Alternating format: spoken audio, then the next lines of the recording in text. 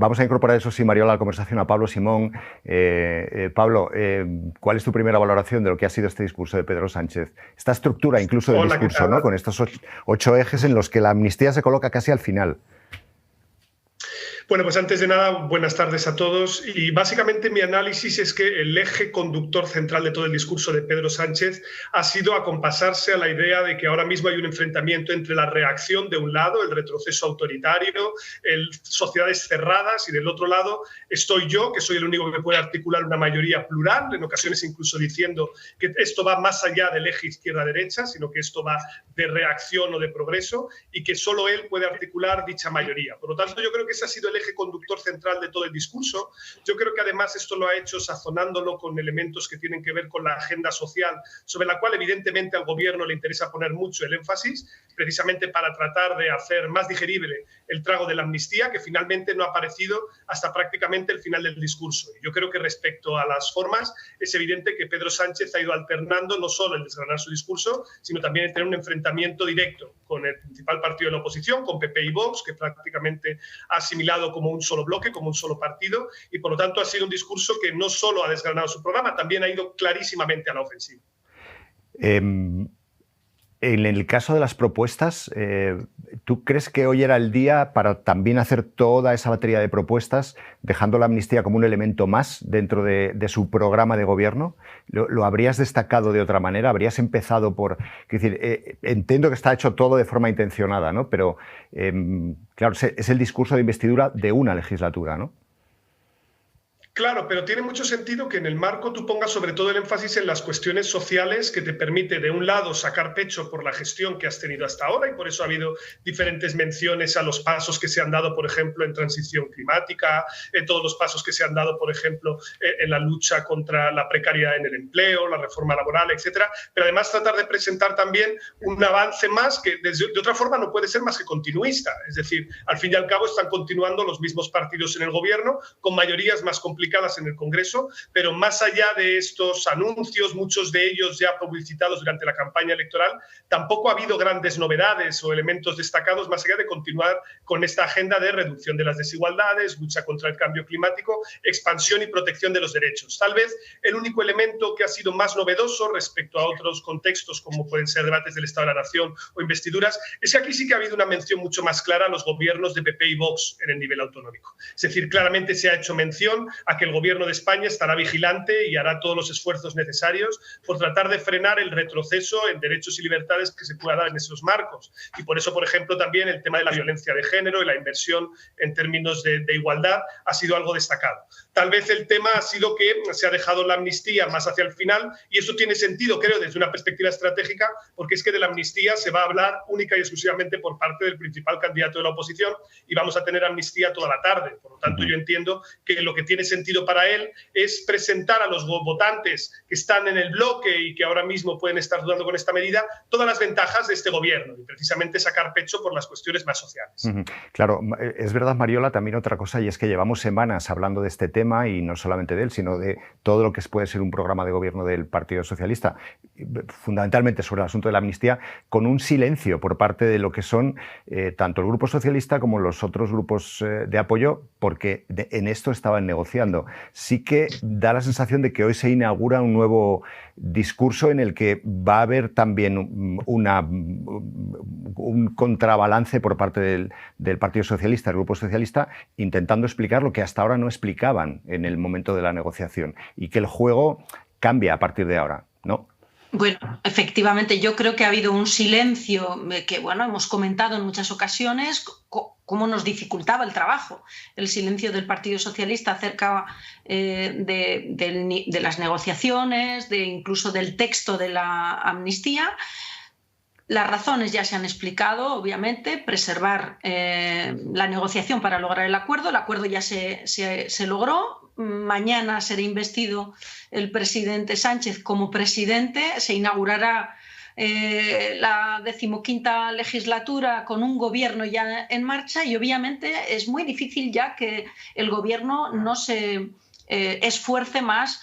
No diré por convencer de una norma que resulta para muchas personas muy difícil de asumir, pero desde luego sí para explicar y para contextualizar la razón de por qué hacen una maniobra políticamente tan de riesgo, tan riesgosa, iba a decir. El presidente del gobierno sabe el riesgo que corre poniendo una amnistía encima de la mesa. No, por supuesto lo hace porque hay una coyuntura que él nunca ha obviado.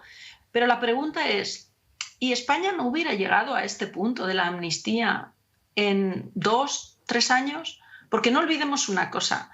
Aquí vale la pena plantearse si somos todos conscientes que se necesita abrir un debate político de calado y profundidad, y Aitor Esteban lo decía acerca del modelo territorial que hay en España. Un modelo territorial que satisfaga las expectativas de todos los territorios, pero desde luego de aquellos con los que más reparos han puesto al momento presente, ¿no? Y Cataluña es uno de ellos, pero probablemente País Vasco también lo sea.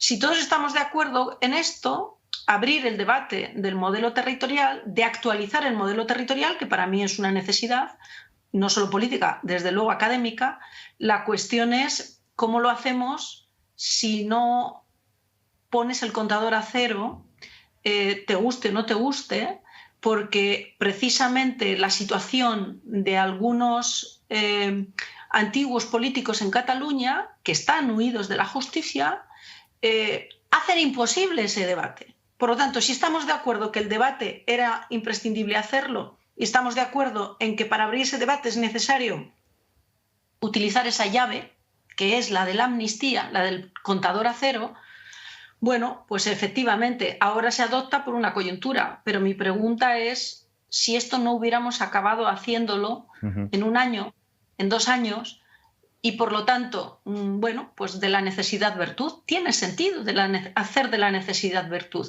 El PSOE asume un riesgo muy fuerte, Pedro Sánchez lo asume también, y a ellos les corresponde explicar lo máximo posible y sobre todo aclarar algunas falsedades. Y aquí no me extiendo mucho, pero Carlos, déjame que diga que la intervención en el escritorio de la representante de Vox simplemente es infame. Es una catarata de falsedades lo que se ha dicho. La ley de amnistía no amnistía a terroristas. Los terroristas están excluidos de la aplicación de la ley de amnistía.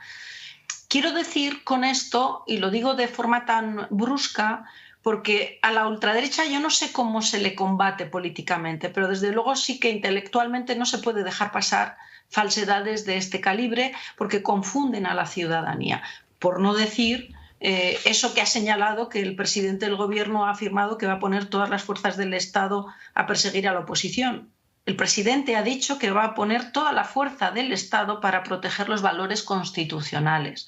Esto es lo que se ha dicho. Es que conviene en el ámbito político también manejarnos en el perímetro de los hechos ciertos y veraces y no de los fake, porque si no resulta muy difícil discutir y hacer análisis político.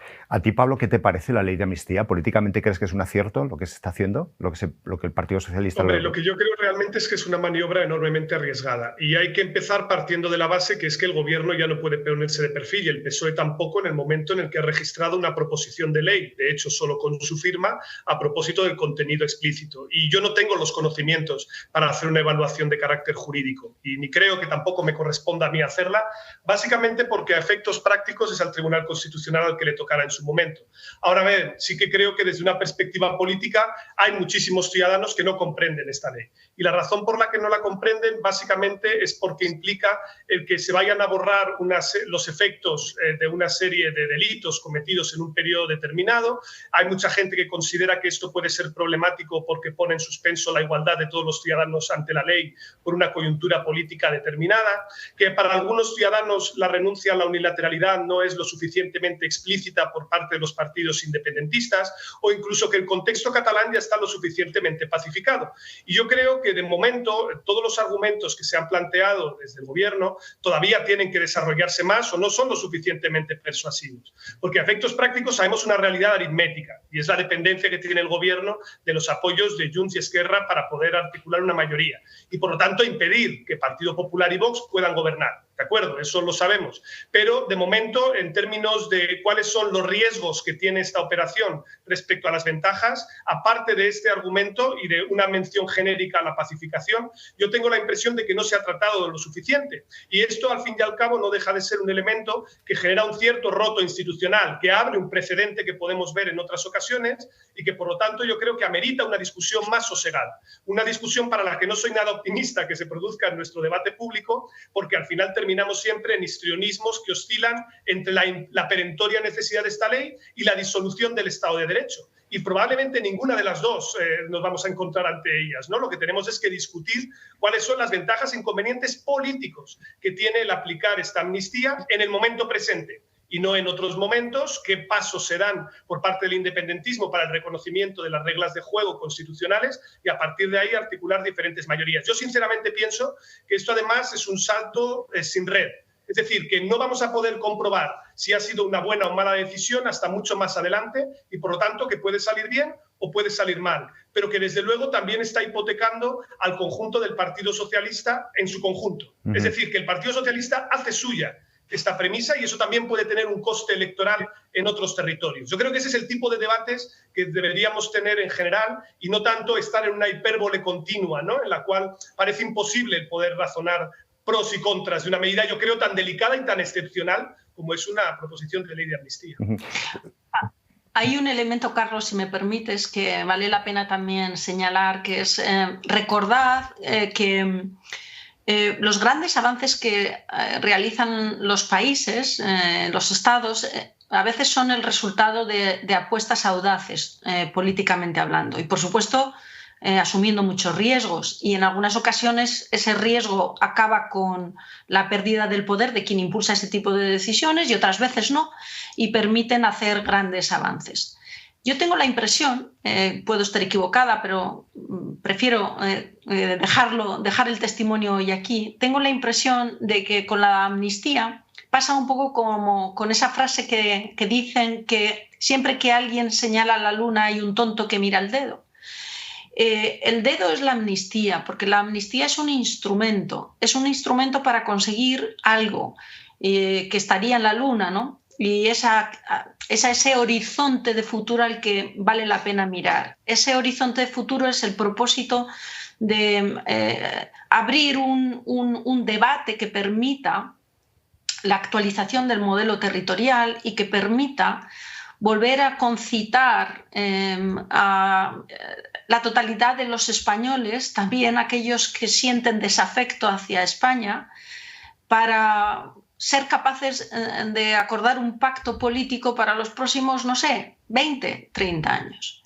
Entonces, hay dos maneras de ver esto en perspectiva, ¿no? O nos centramos en el dedo, la amnistía, que es dolorosa para muchos, que es incomprensible para muchos, que es difícil para todos, que es arriesgado, principalmente para Pedro Sánchez y también para el Partido Socialista, o nos concentramos en el propósito que encierra este instrumento, que es intentar recomponer, reencajar a Cataluña con España. Y hacer esa operación es una operación de riesgo y es una operación audaz. ¿Ha hecho el Partido Popular alguna vez este tipo de actuaciones, de propuestas para España? Yo no recuerdo ninguna. Probablemente esto es la diferencia entre un partido progresista y reformista y un partido conservador. Y yo creo que este es el gran debate al que estamos invitados. El final, obviamente, es incierto. ¿Hay elementos que invitan a pensar que ese recorrido puede salir bien? Yo creo que sí. Y basta señalar algunos portavoces de grupos parlamentarios que se juegan mucho. El PNV se juega mucho. Entre otras cosas, su liderazgo en el País Vasco con Bildu. Bildu se juega mucho. Pero es que otros, Coalición Canaria también, porque apuesta por este acuerdo. En definitiva, yo creo que este es un poco el debate en el que, por la coyuntura, nos vamos a acabar metiendo. Y aquí siempre hay quien está dispuesto a perder para que todos ganen, o quien desde una posición conservadora pues está más interesado quizá en otras estrategias, ¿no? Y yo eso lo celebro y desde ese posicionamiento, sin negar las dificultades, honestamente lo apoyo. Cuando hablas pues, de... si Perdón, puedo Pablo. hacer Sí, una claro. pequeña alusión a propósito, ya que estamos tirando del refranero popular, también hay un refrán que dice que el cielo está pavimentado de buenas intenciones, y no hay ninguna duda de que uno puede tener un propósito muy noble, también condicionado por una coyuntura aritmética, y que después veamos que dicha medida no surte efectos o tiene unos costes. Y yo considero que todo ello tiene que ser introducido en la balanza en el siguiente sentido.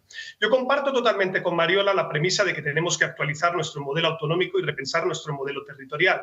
Mi pregunta es qué tipo de coyuntura facilita el que la amnistía pueda empujar en esa dirección, sabiendo que 11 de las 17 comunidades autónomas están gobernadas por el Partido Popular o el Partido Popular y Vox, sabiendo que el Senado está controlado por el Partido Popular, o, por ejemplo, que hay ahora mismo 171 votos en el Congreso que no van a juntarse de ninguna manera con el bloque de las izquierdas y los partidos nacionalistas independentistas. Desde luego, la actualización del modelo requeriría, parece, un consenso en el que no solo tengamos en cuenta los muy legítimos derechos y deseos de autogobierno de territorios como el País Vasco o Cataluña, por supuesto, sino también garantizar un elemento que está introducido en el artículo 2 de la Constitución española, que es no solo el respeto y la garantía del derecho y autonomía de nacionalidades y regiones, sino también la solidaridad entre todas ellas. Es decir, que el modelo territorial, yo creo, puede ser un win-win para todos, puede ser algo que le vaya tanto bien en su actualización a andaluces y extremeños como a catalanes y aragoneses. Y buscar y intentar ese compromiso es complicado. Es verdad que la amnistía es un elemento o es un instrumento que yo creo que tenemos que ponderar en sus determinados términos, digámoslo así, en cuáles son las ventajas y los inconvenientes que tiene, y supone la reincorporación, o puede suponer la reincorporación de una parte de la clase política catalana que estuvo involucrada en la crisis constitucional del 17 dentro del sistema, por supuesto. Pero también tenemos que asumir que la presencia de Vox y la irradiación que genera un nacionalismo español cada vez más recalcitrante y más centralista, hasta cierto punto producto también o contrarreacción a aquella crisis de 2017, dificulta el acuerdo y dificulta el pacto. Por lo tanto, yo creo que tenemos que tener también una visión de conjunto. Es decir, la situación es enormemente complicada y de lo que estamos hablando al fin y al cabo es de un gobierno que va a tener mayorías muy complejas de gestionar, y también en el nivel territorial. Por lo tanto, yo soy un poco más pesimista en la posibilidad de que podamos sacar de aquí un acuerdo de modelo territorial, porque incluso el propio PSOE hace mucho que ya no saca la Declaración de Granada como un activo que sí tuvo en el pasado para hablar de una actualización federal de nuestro modelo. Y yo creo que eso es parte del problema, ¿no? En el fondo, tanto PP como PSOE están hasta cierto punto gestionando el statu quo, pero no están hablando de una actualización real del modelo en un sentido determinado. No lo vemos en el debate. Vemos más bien intentar restañar los efectos negativos de 2017. Ese horizonte más de medio plazo todavía no lo he visto yo aflorar, al menos en ninguno de los discursos parlamentarios.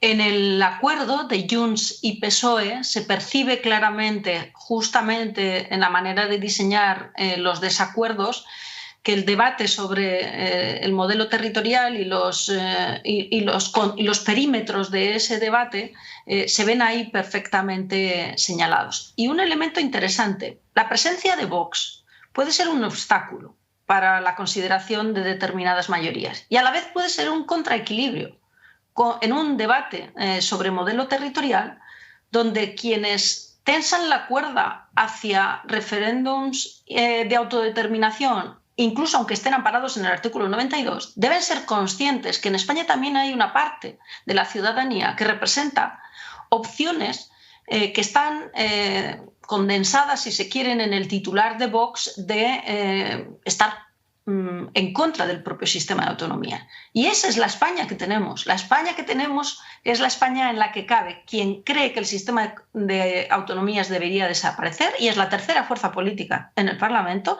y se sentarán a la mesa de ese debate con quienes creen que necesitan para articular su proyecto político un referéndum de autodeterminación. Insisto, y ahí está la negación de la unilateralidad, incluso aunque esté amparado por el artículo 92 de la Constitución. En definitiva, que por supuesto, sin negar las dificultades y sin negar las resistencias de partidos constitucionalistas como el PSOE para abrir este melón por la dificultad que entraña, yo creo que tarde o temprano España tiene que hacerlo, porque las deficiencias del sistema territorial son las que están alimentando algunas tensiones. No es que las tensiones surjan por generación espontánea, es que las tensiones territoriales son el resultado de la fatiga de materiales que tiene nuestro sistema territorial, que se adoptó en el año 78 con éxito, pero que han pasado tiempo suficiente y probablemente estemos abocados a una actualización. Tarde o temprano en España, las reformas estructurales no solemos hacerlas en el tiempo adecuado, sino cuando ya los acontecimientos se precipitan. Bueno, quién sabe si los acontecimientos no se están precipitando, pero en todo caso, la amnistía no será la que facilite el acuerdo. La amnistía es la que permite abrir el debate y conducir en los términos de la política lo que solo puede resolver la política. El coste para hacer eso como país es asumir que unas personas que han vulnerado la ley no vayan a pagar por ello. La pregunta ¿es un coste asumible, sí o no? Para mí, desde mi modesta percepción de las cosas, para mí es un coste que España perfectamente puede asumir sin romperse, resquebrajarse, ni que ocurra nada de ninguno de los males del infierno con los que nos amenaza Vox y el Partido Popular. Una cosa que decías tú antes, Mariola, y también tú, Pablo, pero Mariola lo explicitabas muy gráficamente, ¿no? Cuando lleguemos al final, recuerdo el momento de los indultos. Hubo mucho debate político, mucho debate público, mucho debate en los medios sobre si se tenían que conceder esos indultos, pero llegó un día en el que los indultos se concedieron y a partir del día siguiente los indultos eran un pasado, aunque hubo una resaca, evidentemente, de debate. En el caso de la amnistía, la propia ley prevé un plazo de 2 meses para que se resuelvan los casos que se tengan que amnistiar. El debate va a ser muy dilatado. Es decir, estamos hablando de algo que se va a arrastrar durante meses, que es un tema que puede durar toda la legislatura, que los procesos judiciales se puedan dilatar. En definitiva, es la esperanza del Gobierno, entiendo, es esto resolverlo en un momento y que se pueda empezar a hablar de otras cosas. ¿Pero ese escenario es posible o esto es mucho más complejo? Es mucho más complejo. La ley de amnistía, su tramitación lleva un tiempo, incluido las posibilidades de freno institucional que ha introducido el Partido Popular reformando hace apenas 48 horas el reglamento de funcionamiento. Pero es que hay más. Otro momento de tensión política será el día que Puigdemont pise España y exprese cuáles son sus pretensiones políticas. ¿Querrá seguir siendo un actor relevante en la vida política catalana? ¿Sí o no? Quiero decir, la digestión de la ley de amnistía por las consecuencias que provoca la ley de amnistía y porque abre un proceso de diálogo político es una digestión mucho más pesada que la de un indulto. Eso a nadie le puede caber la menor duda. Por supuesto, además, que el proceso de aprobación de la ley incorporará recurso de inconstitucionalidad. Los jueces buscarán la vía también de plantear a través de dudas de constitucionalidad, buscarán activar otra vez al Tribunal Constitucional. En definitiva, no es lo mismo la digestión de los indultos que la digestión de amnistía y sería ingenuo y desde luego quienes están en posiciones de gobierno lo saben perfectamente. Y luego hay que ver también cómo reacciona políticamente la otra parte, la parte amnistiada, qué planteamientos de provocación o no van a sostener. No es lo mismo una posición serena, discreta, sensata, que una posición eufórica y provocadora. Todo eso salpicará la vida política de este país, yo creo que durante todo 2024. Uh-huh. ¿Tú lo acotarías a 2024, Pablo, o crees que esto puede incluso ir más allá del año que viene? Al menos. Yo estoy de acuerdo aquí con Mariola, porque al final lo que tenemos es una tramitación parlamentaria que más la modificación del reglamento del Senado del Partido Popular nos aboca prácticamente a marzo. Los jueces tienen 2 meses para aplicar y revisar esto, más las cuestiones de constitucionalidad, más no sabemos si alguna posible apelación también a instituciones europeas. Es decir, yo creo que esto como poco en términos de lo que sería el debate público hasta las europeas, hasta las elecciones de junio probablemente vayamos a estar hablando de ello. Pero es que luego además son los jueces en concreto los que tendrán que ir viendo caso por caso y entonces tendremos también que tener este proceso de discusión sobre, desde una perspectiva estrictamente política, si genera o no los efectos de sus promotores. Es verdad y es evidente que el gobierno tiene una urgencia clara por tratar de pasar página y sacar temas sociales lo antes posible. Probablemente su agenda social vaya a empezar a salpicarse durante este año, pero es inevitable también que la atracción que tenga la ley de amnistía sea potente. Y respecto a los incentivos de cada una de las partes para permanecer más o menos leales o más o menos pegadas a la negociación,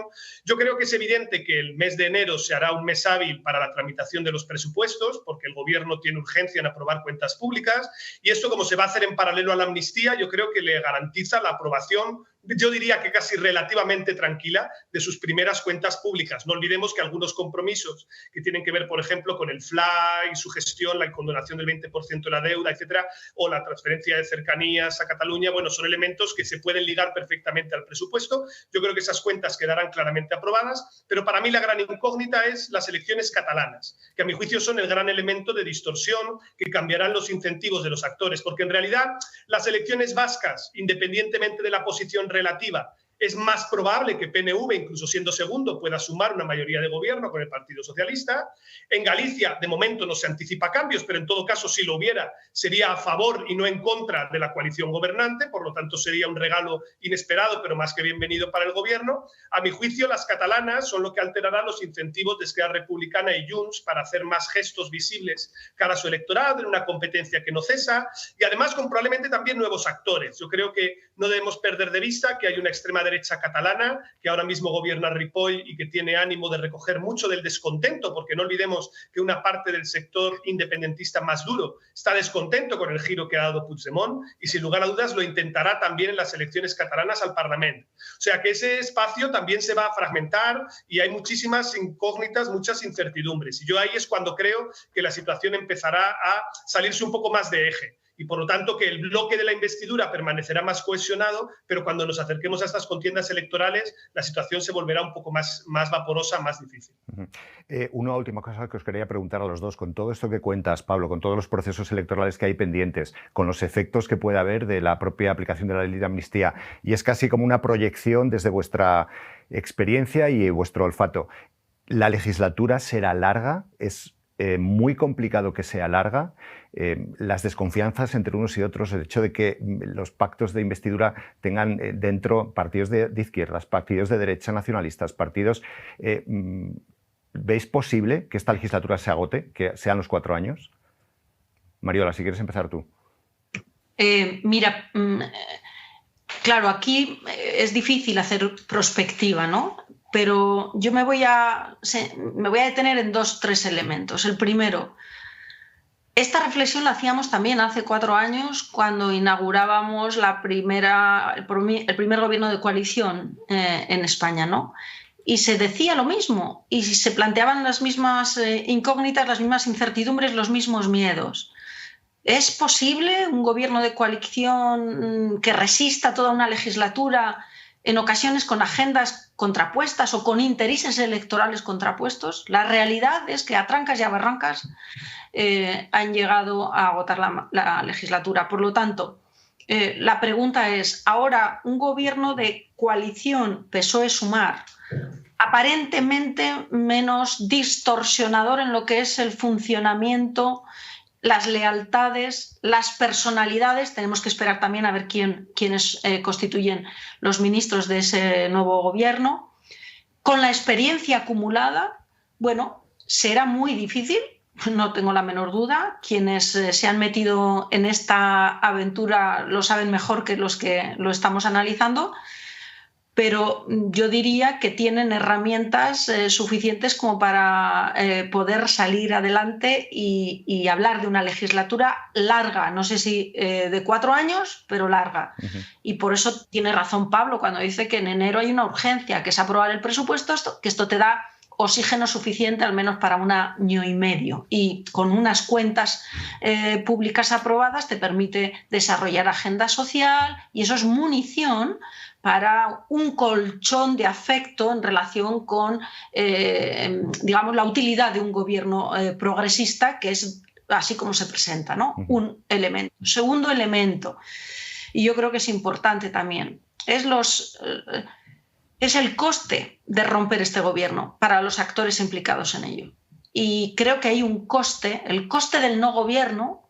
Había un informe que se titulaba así, el coste de la no Europa. ¿Cuánto de desincentivo hay en romper en este caso, en aquel caso con la Unión Europea, en este caso con el gobierno, ¿no?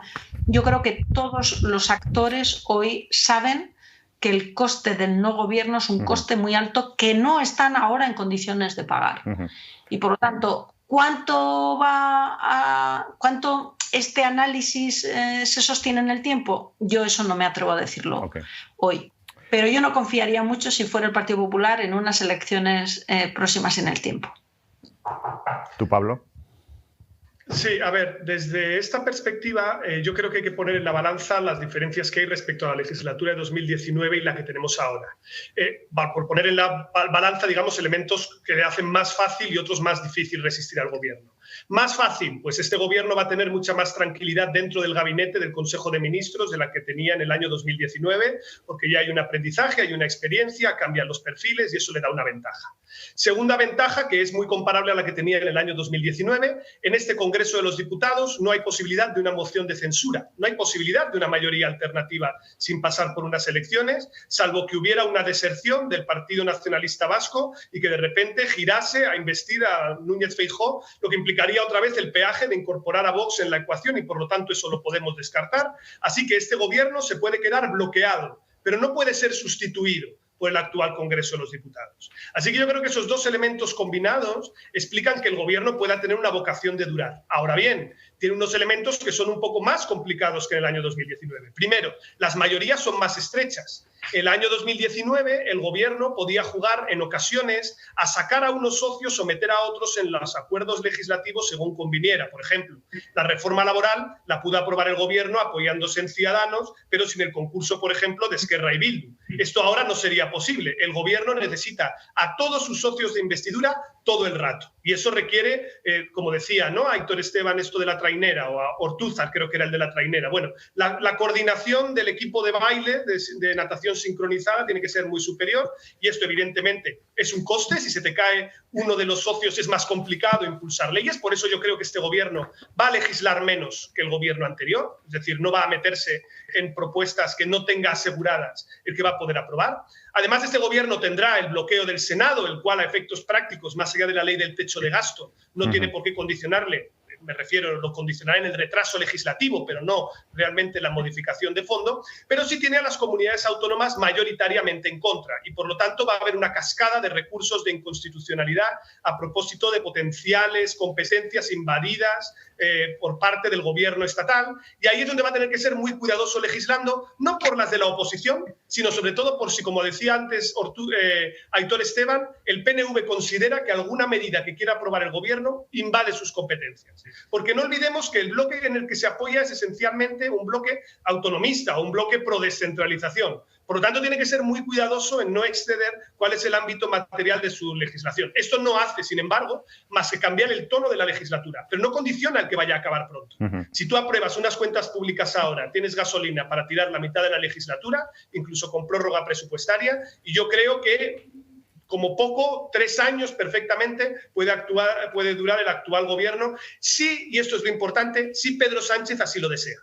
Es decir, que en el fondo la convocatoria de unas elecciones anticipadas dependería de que el presidente del gobierno encontrara una coyuntura que considera más favorable para un adelanto o definitivamente se encontrase bloqueado y no entendiera necesario continuar con la acción legislativa del gobierno.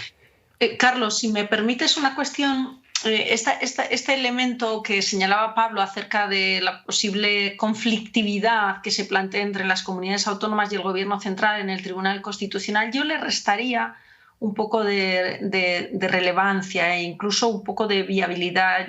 ¿Me explico? Porque realmente la conflictividad política, entendido por conflictividad política, la discusión acerca de si una competencia le corresponde a la comunidad autónoma ejercitarla o le corresponde al Estado, ya hay una jurisprudencia muy consolidada en el Tribunal Constitucional que permite balizar bien la autopista por la que circulan unos y otros. Esto fue gran parte del debate constitucional en la década, por supuesto, de los 80, en la década de los 90.